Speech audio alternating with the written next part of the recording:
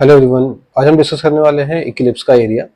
अब ये जो इलिप्स है वो टिल्टेड है। ये नॉर्मल इलिप्स नहीं है, मतलब स्टैंडर्ड इलिप्स नहीं है जो कि एक्स एक्सिस और वाई एक्सिस के पैरेलल होता था जिसका एक्सिस। ये टिल्टेड इलिप्स है।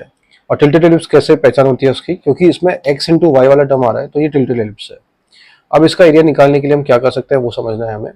वैसे अगर स्टैंडर्ड इलिप्स होता है तो उसका एरिया पाई इंटू ए और ए इंटू बी होता है, where A is length of semi major axis और बी होता है length of semi minor axis. लेकिन यहाँ पे ए और बी भी हम डायरेक्टली नहीं बता सकते क्योंकि ये टिल्टेड इलिप्स है, इक्वेशन चेंज्ड है, तो हम ए और बी का वैल्यू डायरेक्टली नहीं बता सकते। तो इसको सॉल्व करने के लिए हमारे पास दो तरीके हैं, उन दोनों को हम एक एक करके डिस्कस करेंगे। पहला तरीका जो मैं डिस्कस करने वाला हूँ वो है मेथड ऑफ इंटीग्रेशन।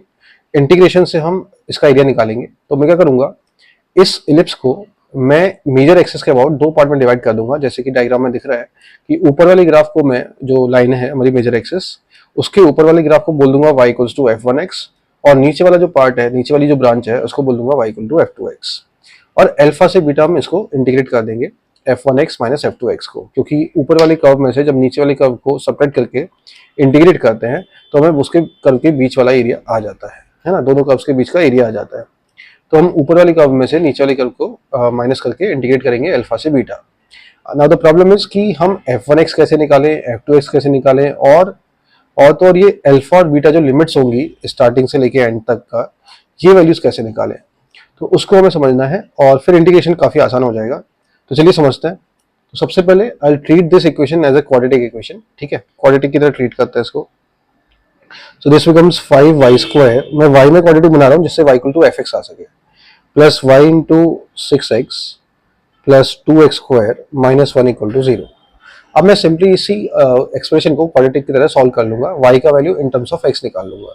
तो y का वैल्यू आएगा minus B plus minus under root B square minus 4ac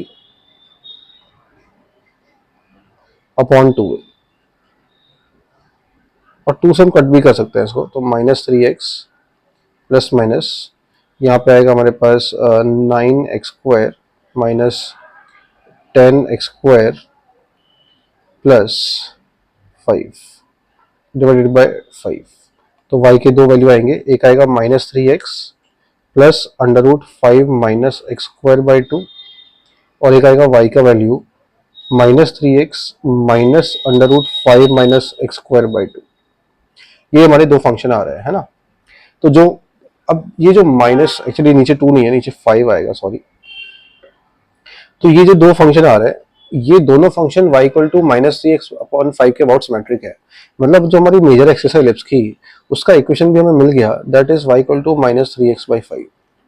अब कुछ कर्व ऊपर है, कुछ कर्व नीचे है, मतलब मैं f1x को बोल सकता हूँ that is minus 3x plus under root 5 minus X square by 2, और f2x को बोल सकता हूँ minus 3x minus under root 5 minus X square by 2, ऐसा कुछ।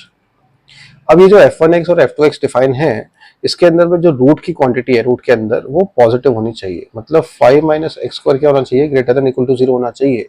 और यहाँ से हमें x का वैल्यू माइनस रूट 5 से प्लस रूट 5 मिल रहा है।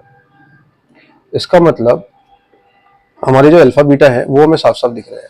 अल्फा है माइनस रूट 5 और बीटा है प्लस रूट 5, जो हमें इंटीग्रेट करना है, क्योंकि इन दो लाइंस के बीच में ही हमारा ग्राफ सिचुएटेड है। इन दो लाइंस के बीच में एक है माइनस रूट 5 और एक है प्लस रूट 5। तो इन्हीं के बीच में हम f1x माइनस f2x, जो ऊपर वाला कर्व है माइनस नीचे वाला कर्व, उसको इंटीग्रेट करेंगे। तो चलिए सॉल्व करते हैं।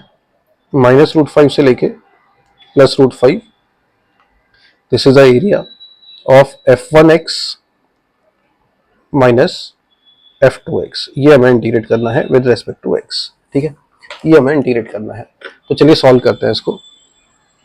तो जब मैं ऊपर वाले कर्व में से नीचे वाले कर्व को सेपरेट करूंगा तो मुझे क्या मिलेगा, 3x वाला पार्ट कैंसिल हो जाएगा एंड विल गेट, एक्चुअली यहाँ पे 2 नहीं है, मैं बार बार 2 लिख देता हूँ गलती से, यहाँ पे 5 आएगा। तो ऊपर वाले में से नीचे वाले पार्ट को सेपरेट करेंगे तो आएगा 2/5 into under root of 5 minus X square D X. और इसको सॉल्व करने के लिए मैं x को रख रहा हूँ रूट 5 साइन थीटा, जिससे कि dx आ जाएगा हमारे पास root 5 cos theta D theta. और ये इंटीग्रेशन का लिमिट जो है वो भी चेंज हो जाएगा। जब x का वैल्यू माइनस रूट 5 होगा तो थीटा माइनस पाई बाई 2 होगा, और जब x का वैल्यू रूट 5 होगा तो थीटा का वैल्यू पाई बाई 2 होगा। 2/5 एक्स को हमने रखा रूट 5 साइन थीटा, तो आएगा ये root 5 cos theta into root 5 cos theta D theta.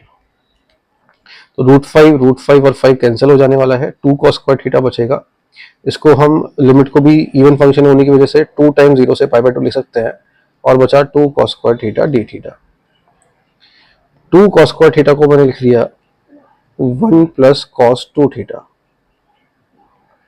D theta, 0 से पाई बाय 2, तो 2 इंटू ये हो जाएगा पाई बाय 2 और बनेगा साइन 2 थीटा बाय 2, उसका लिमिट 0 से पाई बाय 2 मतलब 0 ही आने वाला है, तो ये आ जाएगा पाई। इसका मतलब हमारा जो एलिप्स का एरिया है वो पाई है। ये हमने सॉल्व किया with the help of integration, है ना। तो आई होप ये सबको समझ में आया होगा।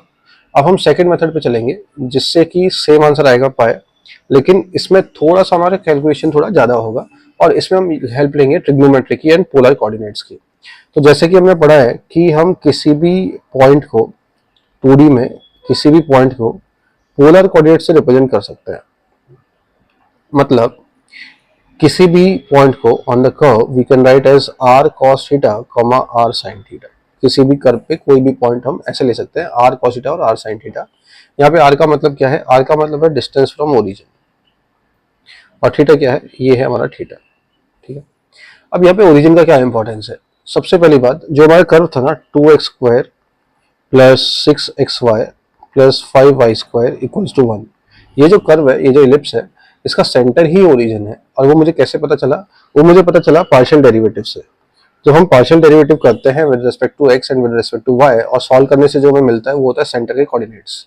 जब मैंने पार्शियल डेरिवेटिव किया इसका, तो मुझे एक ऐसा इक्वेशन मिला और एक मुझे ऐसा कुछ इक्वेशन मिला। अब इन दोनों को मैंने सॉल्व किया तो मुझे इसका सेंटर मिला 0,0, मतलब 0,0 हमारा सेंटर है, और उससे r डिस्टेंस से हम पॉइंट ले सकते हैं, ठीक है। अब अगर मुझे एरिया ऑफ इलिप्स चाहिए, तो एरिया ऑफ इलिप्स का एक फॉर्मूला हमने पढ़ा था पाई ए बी, अगर सबको याद हो तो। हमने एरिया ऑफ इलिप्स का फॉर्मूला पढ़ा है, एरिया ऑफ इलिप्स हमने पढ़ा है पाई ए बी होता है एरिया ऑफ इलिप्स। अब ए क्या है? A is the maximum, is the point, actually ऐसा बोल सकते हैं, A is the semi major axis. अब ए क्या है? Maximum distance from the centre of the ellipse. तो वो जो आर का मैक्सिमम वैल्यू होगा वो ए को रिप्रेजेंट करेगा, और आर का जो मिनिमम वैल्यू होगा वो बी को रिप्रेजेंट करेगा। तो हम आर का अगर मैक्सिमम और मिनिमम वैल्यू निकाल लें तो हमारे काम बन जाएगा, और उसके लिए मुझे यूज करने पड़ेंगे पोलर कोऑर्डिनेट्स। तो मैं इलिप्स के इक्वेशन में जो हमें गिवन है उसमें आर cos थीटा और आर sin थीटा उठा के रख रहा हूँ, और वहां से मैं आर का मैक्सिमम और मिनिमम वैल्यू निकाल रहा हूँ। तो चलिए ट्राई करते हैं। ये हमारा इलिप्स का इक्वेशन है, इसमें पुट कर देते हैं आर cos थीटा और आर sin थीटा। जैसे हम पुट करेंगे तो हमें आर स्क्वायर कॉमन आता हुआ दिखेगा, और बचेगा 2 cos square theta plus 6 sin theta cos theta plus 5 sin square theta equals to 1। तो आर स्क्वायर का एक एक्सप्रेशन मिल गया 1/2 cos स्क्वायर थीटा और 2 sin स्क्वायर थीटा ऐड होके हो गया 2, 3 sin 2 theta plus 3 sin square theta, ऐसा हमें कुछ मिल गया। अब इसको मैक्सिमाइज करना है आर स्क्वायर को, तो उसके लिए पहले मैं डिनोमिनेटर को थोड़ा और सिंप्लीफाई कर लेता हूँ। साइन स्क्वायर थीटा को लिख रहा हूँ मैं 1 माइनस कॉस 2 थीटा बाई 2, ठीक है। तो यहाँ से एक्सप्रेशन क्या बन जाएगा हमारे पास? 2 अपॉन आएगा 4 plus 3 7 plus 3 sine 2 theta minus 3/2 cos 2 theta. Actually 3/2 नहीं, 2 ही हमें लेना पड़ेगा इधर, और यहाँ पे आ जाएगा 6 एलसीएम लेने के बाद, है ना। अब ये जो है 3 sine 2 theta minus 6 sine 2 theta minus 3 cos 2 theta, इसका range a cos x plus b sine x से मिल सकता है, एंड उसका रेंज आता है माइनस √36 प्लस 9 से लेके प्लस √36 प्लस 9 तक। मतलब r का अगर मुझे मैक्सिमम वैल्यू चाहिए तो वो होगा √2/7 में से कुछ हटाना पड़ेगा तो मैक्सिमम वैल्यू आएगी। डिनोमिनेटर में कुछ छोटा नंबर लेंगे तो बड़ी वैल्यू आएगी, दैट इज √45, और r का मिनिमम वैल्यू आएगा √2/7 प्लस √45। तो ये जो पहली वाली वैल्यू है वो a को रिप्रेजेंट कर रही है, और जो दूसरी वाली वैल्यू है वो b को रिप्रेजेंट कर रही है, और हमारा एरिया होता है पाई ए बी। तो पाई टाइम्स न्यूमरेटर में आ जाएगा 2 और डिनोमिनेटर में आ जाएगा 49 minus 45, that is also 2 root में। रूट में 4 तो 2 आ गया, 2 कैंसिल होके पाई आ गया, तो ये एक दूसरा तरीका है एरिया निकालने का, that is pi A B. So I hope ये दोनों तरीके समझ में आए होंगे, है ना। पहला वाला तरीका मोर कन्वीनियंट लगता है, क्योंकि अगर इलिप्स के इक्वेशन में x का फंक्शन मतलब x की पावर 1 y की पावर 1 वाले टर्म्स भी आ गए लेट्स से, तो हमें पहला वाला तरीका बहुत आसान रहेगा सॉल्व करना, आराम से सॉल्व किया जा सकता है। जबकि सेकंड क्वेश्चन में पहले सेंटर निकालना पड़ेगा, फिर सेंटर की रेस्पेक्ट में r cos theta r sin theta निकालने पड़ेंगे, और फिर हमें इलिप्स के इक्वेशन में पुट करने पड़ेंगे, तो उसको शिफ्टिंग इलिप्स बनाना पड़ेगा, है ना। तो मुझे लगता है कि पहला वाला जो तरीका है वो ज़्यादा कन्वीनियंट है सॉल्व करने के लिए, और उतना टाइम भी नहीं लगता है सॉल्व करने में। आई होप ये समझ में आया होगा। अगर कोई डाउट है तो आप कमेंट सेक्शन में पुट कर सकते हैं, मैं उसका रिप्लाई करूंगा। And thank you for watching this video.